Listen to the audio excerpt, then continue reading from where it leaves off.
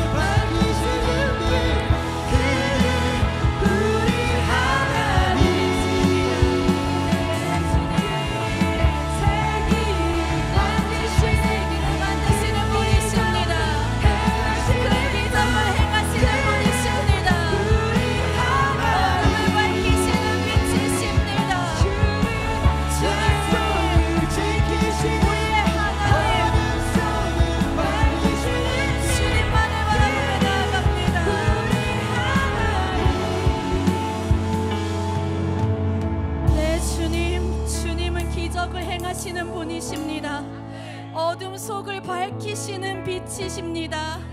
그렇지만 주님, 우리가 지금 이 시간 고백했던 이 찬양과는 달리 때로는 우리의 삶 가운데 짙은 어둠이 낄 때도 있고 기적과는 조금 거리가 먼 힘든 현실을 지날 때도 있습니다.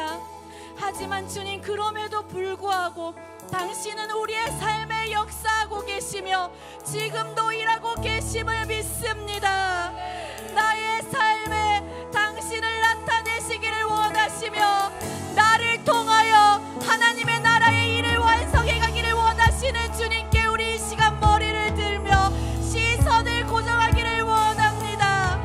보이지 않아도, 느껴지지 않아도 나의 감정과 형편과 상황 모두 내려놓고 오직 주님께만 집중하며 나아가기를 원합니다.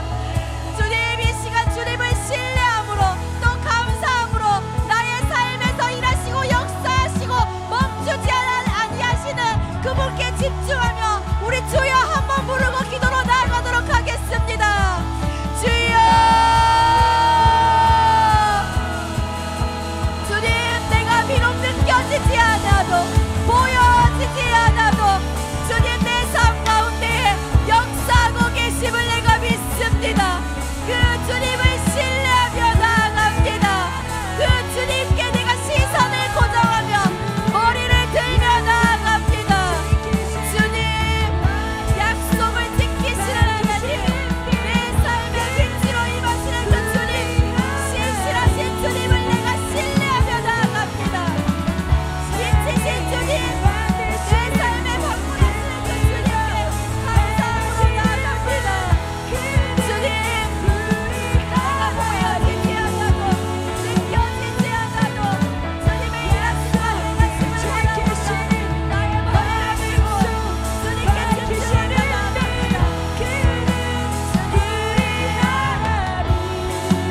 주님께만 시선을 고정하게 하소서.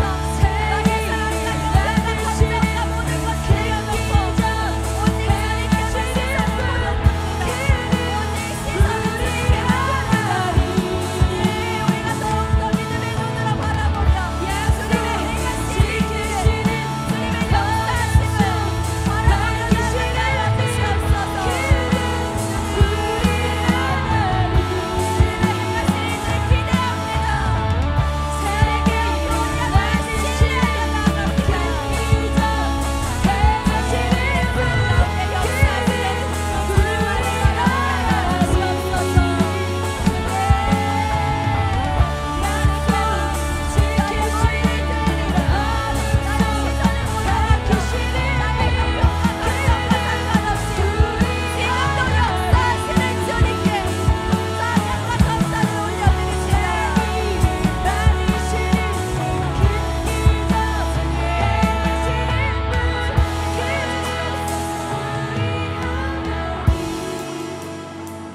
계속해서 공동체를 위해 기도하기를 원합니다. 이번 주 키티샤, 하나님께서는 우리를 주님을 향해 머리를 드는 자들, 예수님만을 한 머리로 삼는 하나님의 군대로 준비시켰습니다. 이를 위해 속전과 함께 준비시킨 것이 말씀에 나오는데 바로 물과 기름입니다. 아론과 그의 아들들, 제사장들에게 기름을 바르고 물로 씻으라고 명령하십니다. 물과 기름으로 날마다 정결하게 되는 것, 예배로, 기도로, 말씀으로 날마다 끊임없이 다미드하는 것, 그것이 바로 하나님께 얼굴을 드는 자의 삶입니다. 지금 우리 공동체가 하고 있는 토라와 신약 동동과 밤낮으로 올려드리는 기도와 예배, 이 모든 것들이 바로 매일의 일상 속에서 하나님과의 관계를 누리며 삶의 주도권을 내어드리고 예수님만을 머리로 삼는 훈련인 것입니다. 해서 이 시간 기도하기를 원합니다. 여러분, 내가 이 훈련을 놓치지 않을 것을 결단합시다. 다미드, 끊임없는 예배와 기도와 말씀으로 주님께 나아가기를 결단합시다. 하나님께 얼굴을 드는 자로서 물과 기름으로 날마다 정결케 되는 내가 되게 해달라고 이 시간 주여 한번 부르고 기도하도록 하겠습니다. 주여, 주님, 우리가 끊임없이 날마다 쉬지 않고 밤낮으로 기도와 예배와 말씀으로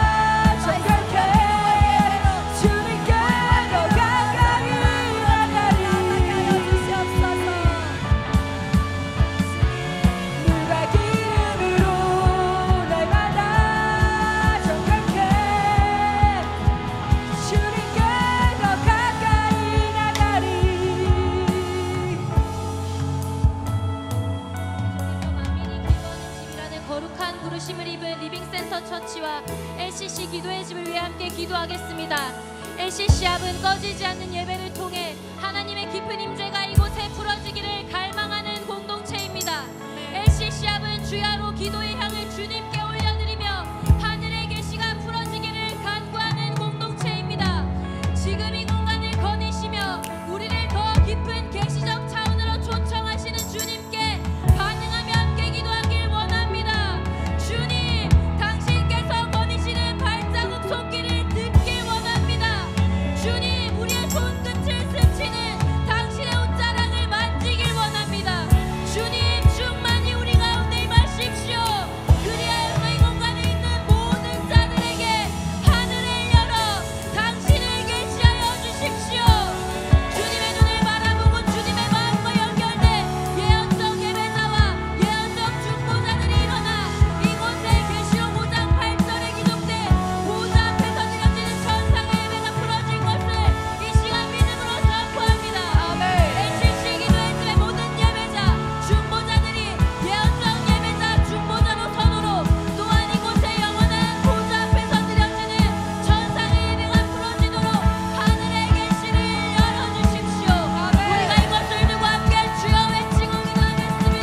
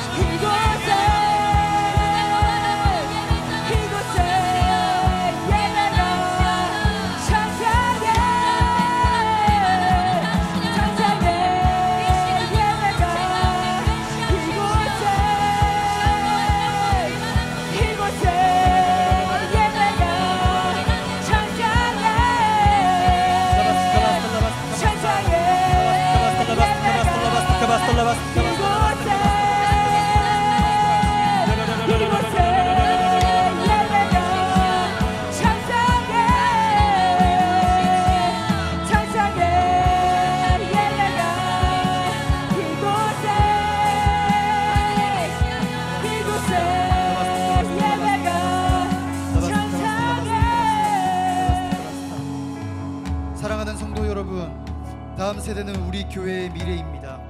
하나님 나라의 소망입니다. 하나님께서 이 세대를 통해 이 땅에 새로운 부흥을 일으키실 것을 믿음으로 선포합니다. 주여, 사랑하는 다음 세대의 심령 가운데에 성령의 거룩한 불을 부어주시옵소서. 하나님의 향한 사랑의 불을 붙여주시옵소서. 그 불이 꺼지지 않게 하여 주시옵소서.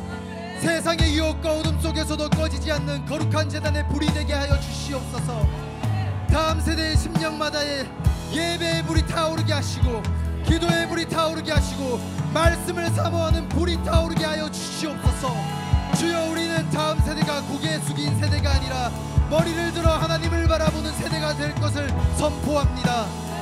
두려움에 눌린 세대가 아니라 믿음으로 일어나는 세대가 될지어다. 눈을 들어 하나님을 바라볼 때 무너진 삶은 회복될지어다. 상처 입은 마음은 치유될지어다. 메마른 심령은 살아날지어다. 하나님을 찾고 하나님을 갈망하는 거룩한 세대가 일어날지어다. 다음 세대는 하나님께 머리 드는 세대가 될지어다. 이 시간 다음 세대 가운데 성령의 거룩한 불이 임하고 하나님을 향해 머리를 드는 세대가 일어나게 해달라고 다 함께 주여 한번 크게 부르짖고 동성으로 기도하겠습니다. 주여!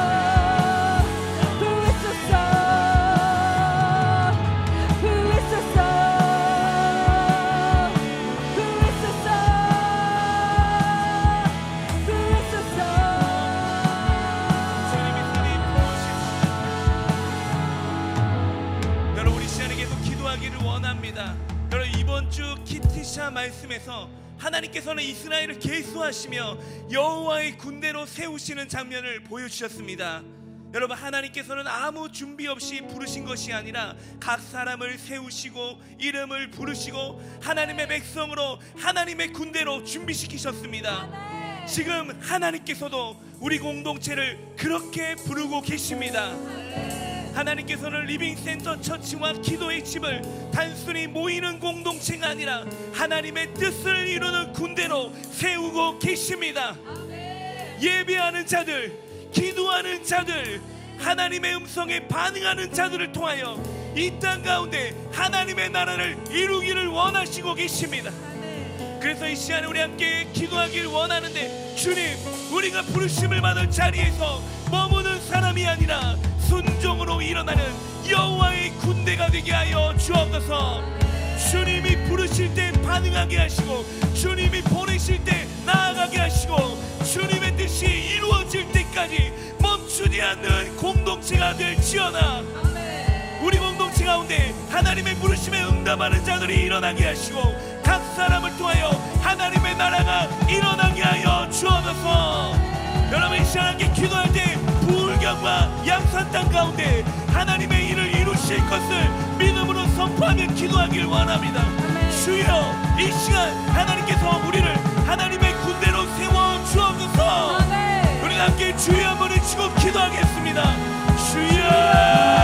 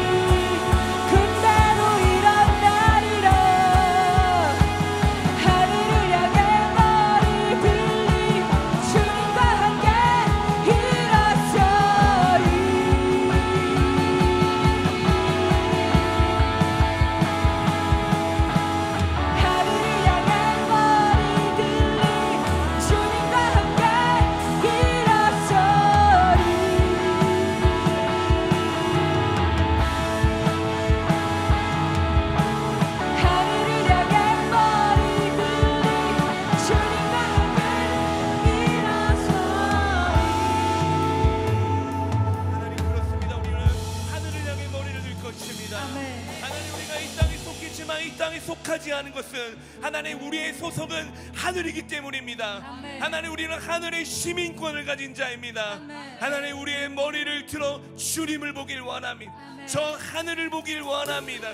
하나님 하늘을 정복한 자가 이 땅을 정복할 수가 있습니다. 하나님 우리에게 하늘의 자녀로서 하나님의 군대로 우리를 불러주심을 감사합니다.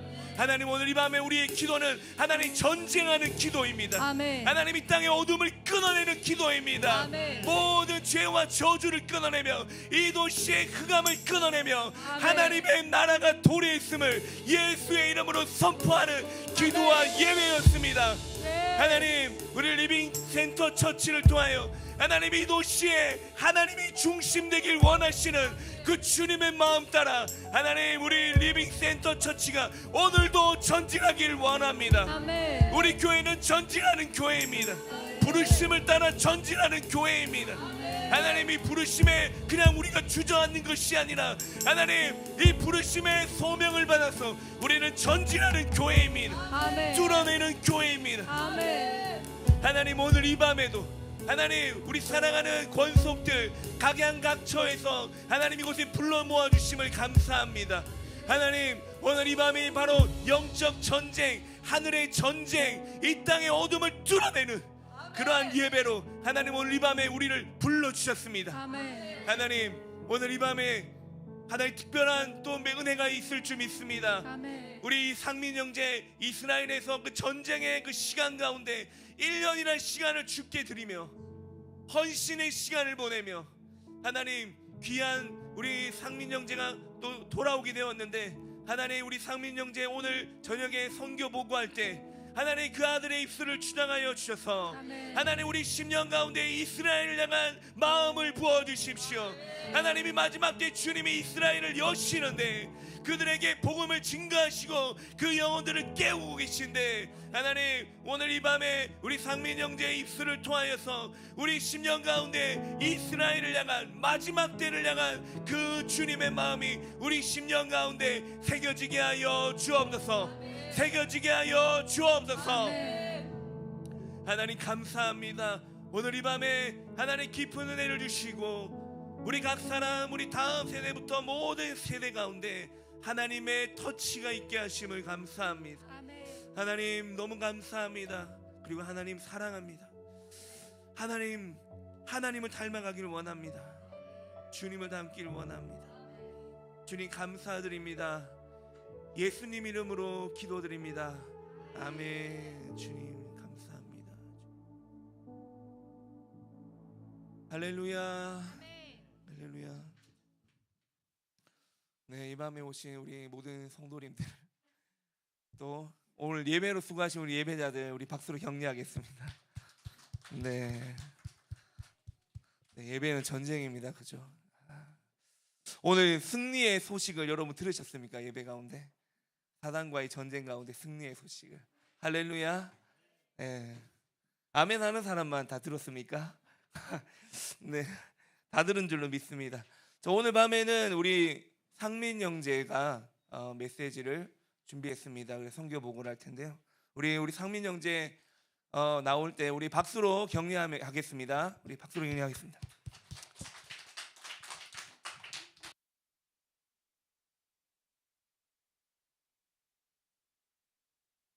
네, 할렐루야. 네, 이렇게 뵙게 돼서 너무 기쁘고 또 두렵고 떨리고 네, 그런 시간인 것 같습니다. 네, 제가 짧게 기도하고 메시지를 시작하면 좋겠습니다. 네, 하나님 감사합니다. 주님의 몸된 교회에서 1년 동안 이스라엘에서 선교하면서 있었던 은혜를 나누고자 합니다. 하나님 이 시간에 하늘의 눈을 열어주시고 하나님 유대인들이 회복이 되고 모든 이방인들이 회복되는 그 비전을 품는 시간 되게 하여 주시고 그 선교 사명을 위하여서 이 몸된 교회를 사용하여 주십시오. 주님의 마음이 부어지는 시간 되게 하여 주시옵소서. 예수님의 이름으로 기도합니다. 아멘. 네, 제가 오늘 준비한 메시지는 1부, 2부가 있어요. 그래서 1부는 이스라엘 개관이라고 해서 또 여러분들이 메시지 들으시니까 이스라엘과 유대교의 역사 또 현대 이스라엘이 어떻게 세워졌는지 이런 거를 또 전반적으로 아실 수 있도록 제가 준비를 했고요. 2부에서부터 본격적으로 어떤 은혜들이 있었고 어떤 영혼들을 만났는지 나누도록 하겠습니다. 네, 메시지 나누기 전에 어쨌든 제가 이스라엘 갈 때는 양산 리빙 처치였는데 이름이 바뀌었더라고요. 이제는 리빙 센터 처치. 네, 이름이 좀 입에 안 익을 수도 있어서 네, 미리 양해를 좀 구하겠습니다. 제가 이 공동체에 온 지 얼마 안 돼서 대부분의 성도분들이 저에 대해서 잘 모르실 것 같아서 짧게 제 스토리 간증을 좀 하고 선교 이야기로 넘어가면 좋겠는데 제가 2017년에 예수님을 믿었습니다. 제 부모님이 믿으시지 않고 제 어머니는 모태신앙이신데 고등학교 때 교회를 떠나셨대요. 엄마가 교회 다녀봤는데 하나님은 없어 이래가지고 네, 그냥 아예 믿음이 없으시고 제가 어떻게 믿게 됐냐면 2017년에 제가 중학교 1학년이었는데 그때 그냥 모르겠더라고요. 그냥 내가 왜 존재하는지를 모르겠고 그냥 시간 되면 밥 먹으러 나와라 해서 나가서 먹고 들어가면 공부해라 하고 또 학교 가고 밥 먹으라 하고 막 그런 인생을 사는 게 내가 왜 사는지를 모르겠는데 공부를 왜 하는지 모르겠다 막 그렇게 생각을 했었습니다. 그래서 인생이 왜 존재하는가를 막 고민을 했었고 또 제 친형이 2살 위에 형이 있는데 화명동에서 제일 유명한 일진이었어요.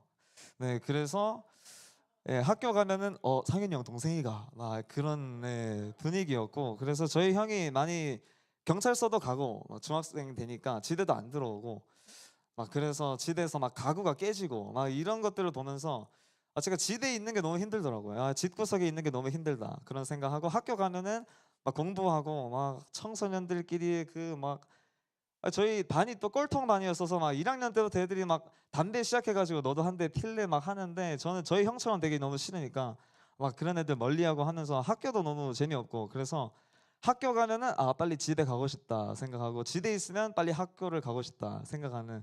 그래서 신명기 말씀에 보면 하나님을 버린 이스라엘 백성이 나갈 때도 저주받고 들어갈 때도 저주받는다 하는데, 저도 지대에 있을 때도 저주받고 학교에 있을 때도 저주받은 삶이었던 것 같습니다. 그래서 어느 날 그냥 학교에서 학교 마치면서 생각을 했는데, 오늘 학교를 시작하면서부터 끝나는 시간까지 나랑 대화를 해준 사람이 한 명도 없는 것 같다. 인생의 의미가 없다. 오늘은 죽는 날이다. 이래가지고 그날 학교를 마치면서 비장한 각오로 오늘은 죽는다 하면서 그날 지도로 갔는데, 제가 그때 감정을 좀 돌아보면 확실히 이 충동이 있는 것 같아요. 그때 제 심장 박동이 너무 빨리 뛰어가지고, 제가 수능 칠 때도 심장이 그렇게 빨리 안 뛰었는데 지금도 그때의 긴장감을 못 느끼고 있습니다. 그때 살아있는 게 소름 돋아서 빨리 죽어야 이 고통이 해소될 것 같은 그런 감정이 막 올라와서, 제가 그때 GTA라는 게임을 했어요. 아시는지 모르겠는데 일단 GTA를 해야겠다, 내 스트레스를 빨리 어떻게 해야겠다 해서 막 게임을 했는데 스트레스가 안 풀리더라고요. 그래서 내가 어떻게 해야 되지 막 하다가, 그때 그냥 내가 유치원 때 잠시 교회를 나갔었는데 하는 생각이 불현듯 들었습니다. 그리고 초등학교 6학년 때 학교 마치고 지대 갈 때 전도지를 나눠준 어떤 아주머니가 갑자기 막 생각이 나고 해서 하나님께 기도를 한번 해봐야겠다라고 생각해서,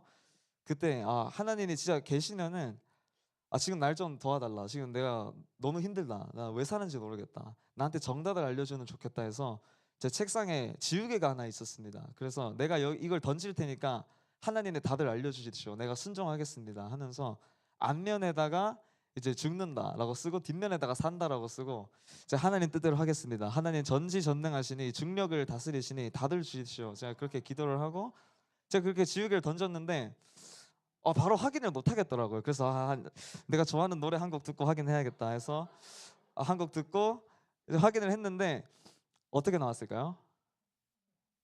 네, 대부분 그렇게 생각하시는데 지우개가 넓은 면 앞면 뒷면이 안 나오고 좁은 면이 옆으로 나온 거예요. 그래서 제가 그걸 보면서 저는 전혀 예상하지 못한 게 나왔기 때문에 이게 현실에서 가능한 건가를 먼저 생각했는데, 그 순간에 하나님께서 제 마음에 음성을 주셨다고 저는 믿고 있습니다. 그때 제 마음에, 그러니까 제가 생각할 수 없는 어떤 문장이 마음속에서 튀어올랐는데 이런 음성이었습니다. 네가 얼마나 힘들었는지 안다. 근데 이 선택은 내가 하는 게 아니다. 네가 하는 게 옳다. 그 문장을 제 마음속에서 들은 순간, 이거 뭐 귀에 들린 것도 아니고 그냥 마음에 스쳐간 그 소리가, 제가 듣는 순간 하나님은 살아계시다 라고 그렇게 제가 고백하고, 그 순간에 모든 충동적인 마음들이 다 사라지고 제 마음에 빛과 기쁨이 임하는 걸 느낄 수 있었습니다. 그래서 내가 막 찬양을 부르고 싶은데 내가 아는 찬송가가 없다 이러면서 네, 그렇게 믿음을 갖기 시작했고, 그렇게 지역교회를 나갔습니다. 이후에 제가 한동대학교로 진학을 했는데 그곳에서 포항 글로벌 새벽예술교회를 출석을 했죠.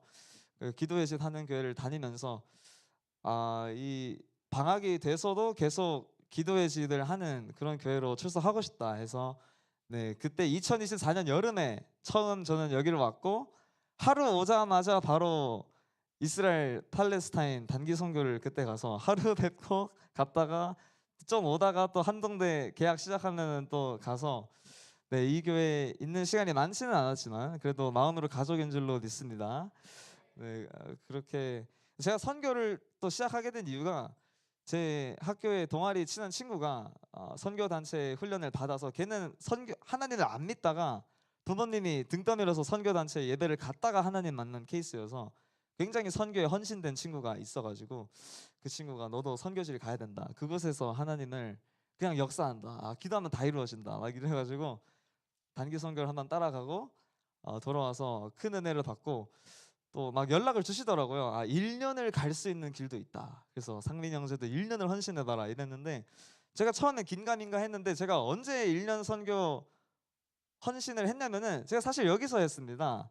그때 추석이었어요. 그래서 추석 가족 방문하려고 부산 와서 그날 근요 예배를 드렸는데 그날 김수건 목사님께서 메시지를 해주셨는데 전혀 선교에 대한 메시지는 없었던 것 같지만 듣는 게 다 선교였어요. 그냥 선교를 나가야 된다, 헌신해야 된다. 이래서 제가 여기서 마음을 받고 네, 그렇게 헌신해서 어떻게 또 주님께서 은혜를 주셔서 또 많은 분들의 성원과 기도를 힘입고 또 다녀왔습니다.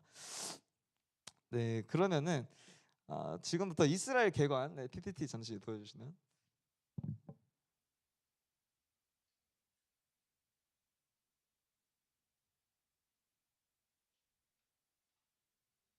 네, 원래 이게 이스라엘 개관이 1시간 그리고 유대교 개관 1시간 선교 보고 1시간이지만 제가 1시간대로 이 3시간을 열심히 해보도록 노력하겠습니다. 네, 빠르게 따라오시리라 믿습니다. 네, 일단 첫 번째 잘 보이실지 모르겠는데 제가 열심히 설명을 해볼게요. 자, 예수님 당시에 유대인들에게는 저 4가지 분파가 있었습니다. 바리새파, 사두개파, 에세네파 그리고 열심당원 이 4가지 파벌이 있었는데 바리새파는 페루시 분리되다, 우리는 거룩해서 분리됐다 이런 의미여서 율법을 열심히 지키는 랍비들 중심의 바리새파가 있었고 이들이 원했던 메시아는 모세의 율법을 회복하는 그런 메시아였습니다. 네, 그리고 사두개파는 사독의 자손이에요. 제사장 사독의 후계자들이어서 제사장들입니다. 그래서 이들이 원했던 그런 이상향은 하나님을 향한 성전에서의 예배가 꾸준히 올라가는 그런 메시아를 그런 성전 중심을 원했기 때문에 딱히 그렇게 메시아가 중요하지 않은 그런 분파였습니다. 그리고 에세네파는 신약 성경에 안 등장하는데 에세네파는 그 당시에 유대인들을 너무 싫어했어요. 왜냐하면 로마 식민지이기 때문에 헬라 문화들이 막 들어왔습니다. 그래서 유대인들 막 할례 받지 말라 그러고 안식일 지키지 마 이러니까 막 순교하는 유대인들도 나오고 그랬는데 아무튼 그 헬라화된 그래서 할례를 받지 않고 막 율법을 지키지 않는 유대인들이 막 출현해서 그거를 헬레나이저 유대인이라고 부르거든요. 헬라화된 유대인들이 막 생기니까 우리 이런 마을에서 못 산다, 우리 광야로 나간다 해서 광야로 나가서 하나님의 말씀을 지키고 금식하고 메시아를 달라고 그렇게 기도하던 분파들이 있었습니다. 그래서 우리 성경 사본 중에 사해 사본이라고 있거든요. 사해 동굴에서 막 구약 많은 사본들이 발견됐는데 그게 에세네파들이 보존한 성경으로 잘 알려져 있죠. 그리고 열심당원은 예언서들에 보면은 다윗의 자손이 와서 이스라엘을 회복할 거라고 얘기하지 않습니까? 그래서 얼른 다윗의 자손이 와서 이 로마인들을 다 무찌르고 우리에게 독립을 줬으면 좋겠다, 우리 이스라엘이 독립해야 된다. 그래서 이들이 원하던 메시아는 군대를 이끌고 로마를 박살내는 다윗 같은 왕을 기다리고 있었던 것이죠. 네, 이 4개의 분파가 있었는데 예수님이 여기서 어디에 해당할까요? 네, 예수님은 이 4가지를 아무것도 충족하지 못했습니다. 일단 첫 번째, 율법을 안 지켰어요. 당신은 왜 손을 안 씻고 먹냐, 이걸로 바리새파들이랑 막 싸웠습니다. 잘 아실 거예요. 그리고 예수님이 안식일이 사람이 안식일을 위한 게 아니라 안식일이 사람을 위해 있는 거다, 그렇게 얘기하시면서 바리새파의 가르침과 정면으로 부딪히셨죠. 사두개파 같은 경우에는 예수님이 이 성전을 헐어라, 3일 만에 내가 다시 짓겠다, 그런 말씀을 하시니까 이게 뭔 소리냐, 그렇게 또 분쟁이 되고, 에세네파는 신약 성경에 거론도 안 되죠. 네, 예수님은 오히려 그 갈릴리 가버나움에서 사역을 시작하셨는데 거기가 상업의 중심지였습니다. 그래서 막 음란한 술 문화들, 그런 게 온갖 짬뽕이 돼 있는, 사실 거기서 사역을 시작하신 거예요. 예수님은 죄인들을 부르러 오셨기 때문이죠. 그렇기 때문에 에세네파가 봤을 때 저 죄인들과 어울리는, 창녀들과 어울리는 예수와를 받아들일 수 없었습니다. 열심당원 같은 경우에도 그때 물어보잖아요. 예수님 부활하고 나서도 예수님 제자 중에도 열심당원이 있었기 때문에 이스라엘 왕국을 회복하실 때가 이때입니까? 그랬더니 예수님이 그건 미할 바가 아니고 복음을 전해라, 이게 결론이었잖아요. 그래서 이 4가지 분파 모두 예수님을 메시아로 받아들이지 못합니다. 그 이후에 그러면 유대인들의 행보가 어떻게 됐냐? 로마인들과 싸워야 된다. 왜냐하면은 예루살렘의 명칭을 바꿔버렸어요. 헬라 이름으로 바꿔버리고 막 율법을 못 지키게 만드니까 할례도 못 받게 하고 이래서 유대인들이 메시아가 오늘 우리가 싸울 수 있기 때문에 우린 이긴다 하고 로마랑 전쟁을 했다가 처참하게 집니다. 그래서 저기 보시면 등잔대, 성전에 밝히는 등잔대를 로마 군인들이 가져가는 이 그림들이 있는데, 네, 그리고 이런 식으로 로마 전쟁이 벌어져서 유대 사회가 완벽하게 해체가 돼버립니다. 이 마사다라는 곳이 있는데 얘가 사해 근처예요. 지도에서 예루살렘에서 사해까지는 굉장히 많은 거리를 오가야 됩니다. 저기까지 도망 다니면서 끝까지 전쟁을 했어요. 완전 광야인데 저기에 제가 가봤습니다. 막 무슨 저장 창고도 있고 식수를 확보하는 그런 것까지 다 만들어놔서 저기서 3년을 버텼대요. 결국에는 로마가 저거만큼의 크기의 토성을 쌓아서 찾아오니까 그 안에 한 1000명이 다 집단 자살을 했습니다. 이 유대교에서 자살하면 지옥 가니까 제비를 뽑아서 10명을 뽑아서 서로 다 죽이고 10명 중에 1명을 제비 뽑아서 나머지 9명을 죽이고 자기가 자살하는, 그렇게 예수와가 없는 메시아를 알지 못한 유대인들이 어떤 최후를 맞았는지를 우리가 볼 수 있습니다. 그러면 저때 예수님이 이 말씀을 하셨죠. 네, 누가복음 말씀 혹시 보이시나요? 네, 우리 한 목소리로 한번 읽어보겠습니다. 시작. 너희가 예루살렘이 군대들에게 에워싸이는 것을 보거든 그 멸망이 가까운 줄을 알라. 그때 유대에 있는 자들은 사막으로 도망갈지어다. 성내에 있는 자들은 나갈 것이며 천에 있는 자들은 그리로 들어가지 말지어다. 예수님이 예루살렘이 멸망할 것을 이미 아시고 예언하셨죠. 그래서 그리스도인들, 유대인들 중에도 예수님을 메시아로 믿는 자들이 있지 않았습니까? 로마가 쳐들어올 때 걔네들은 다 도망갔어요. 갈릴리 북쪽으로 다 도망갔기 때문에 그때부터 유대인들에게는 기독교인들은 원수가 되버립니다. 그 전까지는 원래 특정한 인물을 메시아로 믿는 자들이 늘 존재했어요. 지금도 랍비 루바비치를 메시아로 믿는 자들이 유대 사회에 존재하거든요. 그래서 유대교의 한 분파로 여겼습니다. 그때까지는 예수와를 믿는, 물론 핍박도 했고 사도 바울 죽이려 쫓아오고 그렇게 했지만 그래도 예수와를 그냥 메시아로 생각하는 유대교 한 분파다라고만 생각했는데, 이때 로마 전쟁 이후로 기독교인들은 유대인들과 싸우지 않고 다 항복하고 도망갔기 때문에 그때부터 유대인들 마음속에는 기독교인들은 민족의 원수, 배신자들이 돼버린 것이죠. 네, 이 랍비 이름이 요하난 벤 자카이라고 해서 가장 중요한 인물 중 한 명입니다. 네, 이분이 그때 전쟁을 반대했어요. 그래서 로마 절대 못 이긴다. 그래서 자기가 예루살렘 멸망했을 때 로마 티투스 장군을 찾아가서 유대인 학교를 하나만 세워달라 해서 그때 야분의 학당을 세워서 유대교의 명맥을 계속 이어가게 됩니다. 그때 벤자카이가 뭐라고 첫 메시지를 하냐면은 우리가 성전이 이제 없다. 모세 율법의 핵심이 성전인데 이제 없다. 그렇지만 성전이 없어도 안식일은 지킬 수 있지 않냐. 성전이 없어도 코션은 지킬 수 있지 않냐. 음식 먹는 거. 그런 거 지킬 수 있으니까 우리는 성전이 없어도 끝까지 율법을 지켜야 된다 라고 설교를 하게 됩니다. 그래서 호세아 6장 6절에 보시면 나는 자비를 원하고 제사를 원하지 않는다 구절이 있잖아요. 저걸 근거로 제사가 중요한 게 아니라 회개하는 마음과 기도로도 죄 사함을 받을 수 있다 라고 메시지를 하면서 유대인들은 예수와를 믿는 것이 아니라 성전 없는 유대교를 계속 지키게 되는 것이죠. 네, 이 내용은 제가 유인물에 잘 담아놨기 때문에 한번 읽어보시면 좋겠습니다. 네, 그래서 유대교 초기에 가장 영향력 있는 랍비 아키바, 굉장히 중요한 인물입니다. 이분 때문에 사실 유대교의 모든 비극이 시작됐다 해도 과언이 아닌데요. 굉장히 강력한 랍비였고 많은 제자들을 거느렸는데 이분과 관련된 탈무드 내용을 글이 잘 안 보이실 수도 있어서 제가 요약을 해드리면 이렇습니다.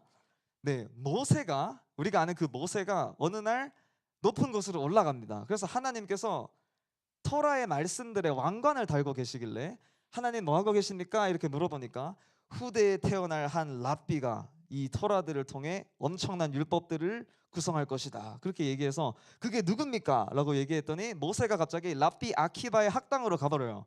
그래서 8번째 줄에 앉아 있었대요. 모세가 랍비 아키바의 메시지를 듣고 있는데 이 내용을 들으면서 이상하다는 생각을 하게 됩니다. 내가 받은 율법은 저게 아닌데 하면서 이해를 못해서 왜 저 랍비의 설교를 난 이해하지 못하는가 하고 낙심을 하고 있었습니다. 그때 랍비 아키바가 이 율법은 모세가 받은 것입니다 라고 설교를 해서 모세가 내가 받은 거구나 하면서 안심을 했다고 합니다. 그래서 모세가 물어봅니다. 이처럼 위대한 인물이 있음에도 왜 저를 통해서 토라를 주셨습니까? 했더니 하나님이 침묵하라. 이는 나의 결정이는 계획된 일이다. 그래서요, 여러분, 유대교는 단순히 구약을 믿고 예수님을 그냥 메시아로 못 믿는 정도 차원이 아니라 모세가 랍비 아키바의 설교를 들으면서 저 위대한 설교 막 이 정도 차원까지 가는, 그러니까 단순히 예수님을 못 믿는 수준이 아니라 랍비가 이미 모세 이상의 권세를 갖고 있는 것입니다. 그래서 여러분 유튜브에 메시아닉 유대인들이 막 유대인들한테 전도하는 영상들이 있어요. 그런 거를 보셔도 그때 뭐 영상들에도 나오고 저도 충분히 많이 경험했는데, 유대인들에게 물어보면 너는 예시바 학당에서 뭘 배워? 물어보면 구약을 배운다라고 말하는 사람은 5%가 넘지 않습니다. 대부분 뭘 말하냐? 탈무드를 배운다고 말해요. 그럼 그 탈무드가 뭐냐면 랍비들의 말씀에 대한 주석입니다. 율법에 대한 주석인데, 이 신화가 뭐냐? 구전 토라라고 해서 입구 전할 전에서 입으로 전해진 토라다. 그래서 이 유대인들 유대교의 신앙은 모세가 시내산에서 토라를 받을 때 하나님께서 입으로도 토라를 줬다는 거예요. 10계명도 써서 줬지만 모세야 너만 몰래 알고 있어 해서 입으로도 토라를 줬습니다. 그래서 모세는 몰래 여호수아한테 전달하고 여호수아는 그 다음 제사장들, 사사들, 왕들한테 계속 전달해서 쭉 내려오다가 이스라엘이 로마에 의해서 멸망했기 때문에 이제는 우리가 망하기 직전이라서 랍비들만 머릿속으로 알고 있는 그 토라를 이제는 기록한다 해서 탈무드를 쓴 것이죠. 그래서 이 구전 토라, 이 입으로 전달된 토라가 진짜여서 글로 된 토라는 읽으면 이해를 하지 못하고 이 구전 토라를 통해서 이해를 해야만 참된 이해다. 그래서 랍비들의 해석이 성경보다 우선시하게 됩니다. 그래서 여러분들이 봤을 때 대부분이 탈무드를 배운다라고 말하는 이유는 구전 토라를 배워야 하기 때문이죠. 네, 이는 구약 성경과 아무런 관련이 없는 우상입니다. 그래서 제가 이걸 어떻게 비유하냐면 이슬람에 비유합니다. 이슬람이 어떻게 시작했나요? 무함마드가 어느 날 가브리엘 천사의 계시를 받아서 쓴 게 그 꾸란이잖아요. 그러니까 이것도 그냥 인간의 신화로 쓴 겁니다. 마찬가지로 유대교 경전들도 저렇게 쓰여지는 것이죠. 굉장히 중요한 내용입니다. 저걸로 예수님을 다 가려버린 것이죠. 신학적으로 반박이 되는 것입니다. 자, 그 랍비 아키바의 최후는 어땠냐? 코흐바라는 장군이 있었어요. 네가 메시아다라고 선언을 해서 다시 유대인들을 일으켜서 3차 전쟁을 벌입니다. 그리고 이때 60만 명이 죽어버려요. 유대인들 인구에. 그 당시에 아키바와 코흐바는 처형이 되고, 그때 로마가 화가 나서 예루살렘의 이름을 바꿔버립니다. 어떻게 바꿔버리냐? 팔레스타인. 그 단어가 거기서 시작이 돼요. 그래서 팔레스타인은 블레셋이 영어로 필리스틴이어서 그게 팔레스타인이거든요. 니들 원수 블레셋 민족으로 그 땅을 불러주겠다. 그래서 그때부터 팔레스타인 단어가 생긴 것이죠. 네, 이때 유대인들이 전 세계로 흩어지잖아요. 그러면 어떻게 됩니까? 각자가 막 뿔뿔이 흩어지니까 이 유대인들을 하나로 묶을 어떠한 책이 필요하겠죠. 그래서 율법서가 그때부터 쓰여지기 시작합니다. AD 200년경부터 미시나라는 율법서를 적기 시작하는데, 여러분 AD 200년이면 요한계시록이 쓰여진 지도 100년 이후의 일입니다. 그러니까 이 유대인들이 예수님 없이 어떻게 길을 걸었는지 우리가 볼 수 있는 것이죠. 네, 미시나를 저렇게 쓰고, 네, 미시나의 내용들은 대충 저런 내용입니다. 쉐마, 말씀 암송을 어떻게 해야 되는가. 그래서 누구는 잠잘 때니까 잠 잘 때다, 아니면은 새벽이다, 아니면 저녁을 먹고 나서다, 이런 식으로 랍비들의 토론들이 적혀 있는 게 미시나 말씀으로 구성이 되어 있습니다. 네, 구전 토라의 계도는 저렇게 해서 500년경에 바빌론 탈무드를 완성함으로써 유대교 경전이 최종적으로 완성이 되었습니다. 네, 그래서 가장 중요한 교리는 이거죠. 두 개의 토라다. 우리에게는 구약 성경도 있지만 그거를 참되게 해석할 수 있는 구전 토라, 입으로 전달된 토라가 있기 때문에 예수쟁이들 니들이 말하는 신약은 거짓말이다. 왜냐하면 그건 헬라어로 적혔거든요. 사도들이 이방인들에게 전도하기 위해 헬라어로 쓴 게 신약이기 때문에 그거는 헬라인들을 위한 책이다. 우리 유대인들은 이거를 읽는다, 랍비들의 설교를 듣는다가 신학적으로 정당화가 되는 것이죠. 네, 그래서 예수님도 잘 얘기하셨습니다. 너희가 전통으로 하나님 말씀을 폐한다 라는 것이 오늘날까지도 유효한 하나님의 말씀이라는 것을 느낄 수가 있습니다. 네, 그러면은 여러분 유대교 랍비들은요 이슬람을 믿으면은 우상 숭배를 하지 않습니다. 왜냐하면 이슬람은 유일신을 믿기 때문이죠. 근데 기독교만 유독 예수도 신이라고 얘기를 해요. 그래서 기독교를 믿으면 우상 숭배라고 설교를 하게 됩니다. 그래서 서로 폭력을 자주 하게 되고, 또 기독교인들은 예수님이 재림하시려면 유대인들이 회복돼야 된다고 생각을 했기 때문에 강제 개종의 대상으로 생각을 하게 됐습니다. 그래서 시간이 없어서 좀 넘기면, 네, 그래서 로마 가톨릭 중세에 있는 사진들을 좀 보여드리면, 저 여인 십자가를 가지고 있는 교회는 당당하게 서 있고, 옆에 유대인으로 형상화된 저 여인은 고개를 숙이고 있죠. 네, 저거는 파리에 있는 엄청 유명한 성당인데, 유대인 그림, 네, 기독교 그림, 저렇게 그냥 성당에 저렇게 비교를 해놨어요. 우리 기독교가 이겼다. 왜냐하면 로마가 국교화됐기 때문에, 기독교를 믿었기 때문에 모든 이들이 기독교인이 됐지만 유대인들만 끝까지 안 믿었거든요. 그래서 저렇게 유대인들을 왕따시키게 됩니다. 사실 이게 성경적이지 못하죠. 서로 사랑하는 예수님 말씀에 옳지 못하지만 가톨릭 교회가 그런 유대인들에게 상처를 줬습니다. 네, 이 그림은 스테인 글라스인데, 보시면 예수님이 교회에게는 안수기도를 하고 계시고 유대인 여자의 머리끄댕이를 잡고 있습니다. 네, 이런 그림들. 그리고 유대인들이 돼지 젖을 빨고 있는 저게 그 성당에 있는 석상이래요. 저렇게 유대인들을 공격하니까 그때부터 유대인들은 치를 떠는 겁니다. 예수라는 그 이단, 하나님의 아들이라고 주장한 그 이단 걔만 아니었어도 우리 유대인들이 이렇게 힘들지 않았는데 라는 생각이 생긴 것입니다. 그래서 저도 이스라엘에 전도할 때 제가 한 번은 할노프라는 지역에 갔습니다. 종교 마을인데 정말, 네, 종교인들만 사는 곳인데, 거기서 너 이스라엘에 왜 왔어? 이래서 나 기독교인이야. 하나님 사랑해서 왔어. 하는 그 기독교 노츠림, 히브리어로 노츠림이라는 단어를 듣는 순간 그게 그러고 손절당했습니다. 그때 이후로 그 친구를 못 만났어요. 그리고 한 친구는 걔가 중국 무술 막 영화 이런 걸 좋아해서 막 나랑 쿵푸 하자 막 이래서 친해져가지고 연락처를 받았습니다. 집에 가서 전화를 했어요. 그래 한번 만나자 했는데, 제가 기독교인이라는 걸 얘기를 했거든요. 그리고 걔가 그 어머니에게 그걸 얘기했고, 그러면 못 만난다 해서 갑자기 그냥 연락이 손절되는 그런 거를 종교인들 사이에서 아직까지도 경험할 수 있습니다. 그 정도로 반기독교 정서가 강하고, 로마서 11장에 이방인의 충만한 수가 회복되면 유대인들이 돌아온다고 얘기하셨는데, 가톨릭이 이거를 강제 개종이라고 생각을 해버렸어요. 그러니까 유대인들 다 개종해버려야 돼. 유대인 자녀들은 다 기독교인 가정에 강제 입양을 시켜야 돼. 그런 정책을 해서 이런 그림들을 굉장히 많습니다. 유대인들에게 강제로 침례를 주는, 넌 그냥 침례 받아라. 네, 그렇게 하는 그림들. 네, 또 십자군 전쟁 했는데, 여러분 이게 십자군 전쟁에 실제로 남아있는 기록입니다. 어떤 기록이 있냐면, 우리가 저 성지를 탈환한 이슬람과 싸워야 되는데, 저 무슬림들을 무찔러야 되는데, 그 전에 우리 예수님의 원수들을 먼저 척결해야 되지 않겠냐. 예수님을 십자가에 죽인 애들이 누구냐? 유대인들. 이래서 그 성지 탈환하러 이탈리아에서 팔레스타인 반도까지 갈 때 그 강들, 그 강 라인을 따라서 가는데 거기마다 유대인들 마을을 습격해서 다 죽여버려요. 그냥 유대인들 예수님 믿을래 죽을래 이거를 해서 유대인들이 막 집단 자살하고 막, 그때 유대인 인구 15%가 죽는 이런 슬픈 역사들이 있습니다. 그래서 유대인들이 예수님께 나아오지 못하는 이 역사적 신학적 이유는 저런 역사적인 상처들이 있는 것이죠. 그리고 막 유대인들에 대한 음모론들을 막 퍼뜨린다든지, 스페인 같은 경우는 가톨릭 국가죠. 그냥 예수님 안 믿을 건 다 나가 해서 15만 명을 그냥 추방하는 사건들이 벌어지고, 포르투갈 같은 경우에는 공식 유대인 인구가 0명이었습니다. 왜 그랬냐면 다 모아서 강제 세례를 다 줘버렸기 때문이죠. 그래서 유대인들 마음에는 선교사 하면은 유대인들을 개종시키러 온 나쁜 사람들, 그런 인식이 있습니다. 그래서 저도 그런 취급을 좀 받았습니다. 그래서 이 유대인을 개종시키러 온 자야 막, 그래서 아니라고, 축복하러 온 거다 이러면서 도망가고 막, 네, 진짜 쫓아오고 막 그랬습니다. 네, 이스라엘에서 가장 유명한 랍비 2명 하면은 라시와 람반을 꼽습니다. 저 2명이 유명한 이유는 기독교에 대해서 제일 반박을 잘했기 때문입니다. 예를 들면 처녀 몸에서 태어난다의 그 처녀가 뭐 젊은 여자란 뜻이다, 뭐 처녀가 아니다, 막 이런 식으로 반박하는 랍비들이 등장하고, 그래서 유대교는 기독교 사회에서 핍박을 받으면서 신학을 발달시키는 역사가 있습니다.